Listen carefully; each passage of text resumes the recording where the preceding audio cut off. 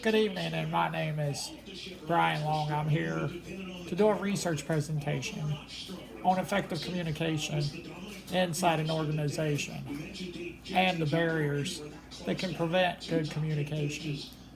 All, all, all organizations strive to be successful and profitable.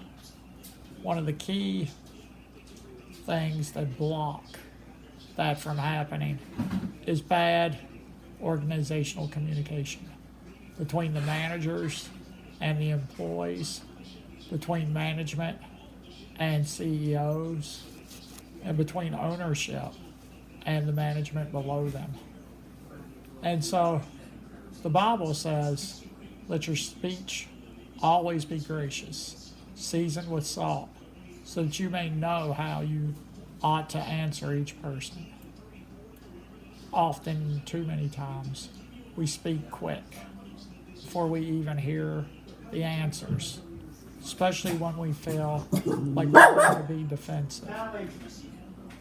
Proverbs 18:13 says, if one gives an answer before he hears, it is folly and shame. And far too often, we make this mistake of responding before we truly understand what the question is.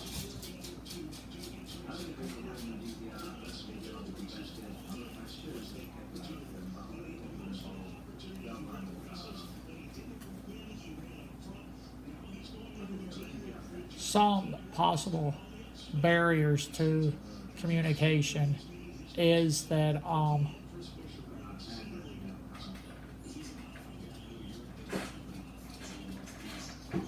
we have selective perception. And that means we sort of bring our biases and prejudices into what we hear. So we hear somebody say something, but we misinterpret it based on our own understandings of our world of communication. Another possible barrier to effective communication is cultural diversity. Cultural diversity can be a great thing for an organization. It can help bring so many different viewpoints and perspectives. But when two different cultures may receive something differently, even words can sometimes have different meanings based on their cultural significance. And so this is another problem. Outside noise. Just as during my first part of the speech, you heard dogs barking, is an example of outside noise where there's something that is interfering with the one-on-one communication process.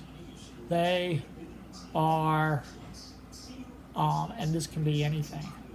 This can be a horn blowing outside your window, dogs barking, somebody else talking in the background. Especially bothersome is when two people are trying to talk to you at the same time.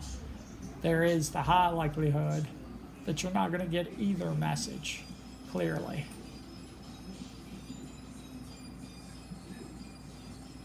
Information overload in the course of trying to get employees to do several jobs, because everybody today seems to be overloaded with information.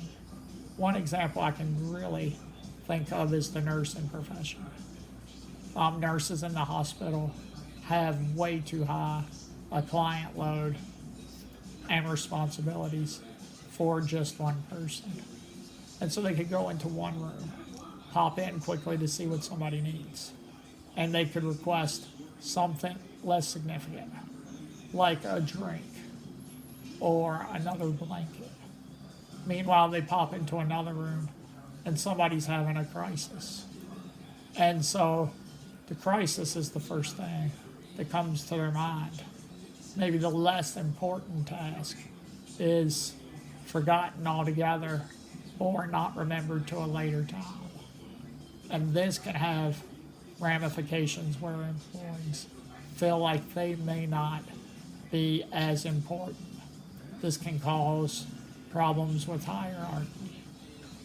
This can cause problems with management, where a boss will ask you to do something, and then another employee comes to you of equal rank as yours and asks you to do something, and you do the employee's task because that's the last thing that you heard.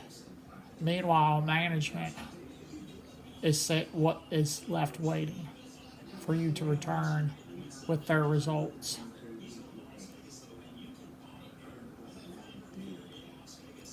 Some ways this can be rectified is to practice. I am in the counseling field, and it is especially important for us to practice active listening skills. And so, also in counseling, we're taught to listen and reflect meaning, which means to, as somebody's speaking to you, you take occasions to not really butt in, but to interject and make sure you are hearing what the person is saying to you correctly. And so that can be really effective, to make sure you don't get the wrong meaning, that you are hearing exactly what the person was presenting to you. The ability to be able to successfully communicate is vitally important to successful leadership. One who cannot communicate effectively cannot be a leader.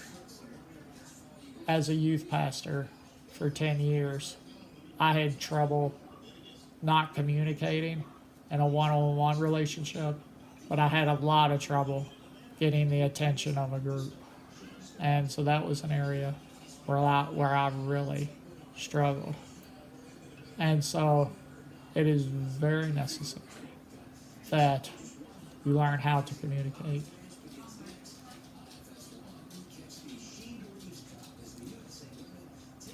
James 1:19 says, "Know this, my beloved brothers, that every person be quick to hear, slow to speak, slow to anger."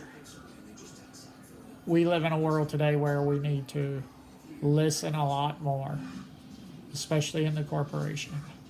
Make sure that we are really listening and talk a lot less. Thank you very much. God bless you.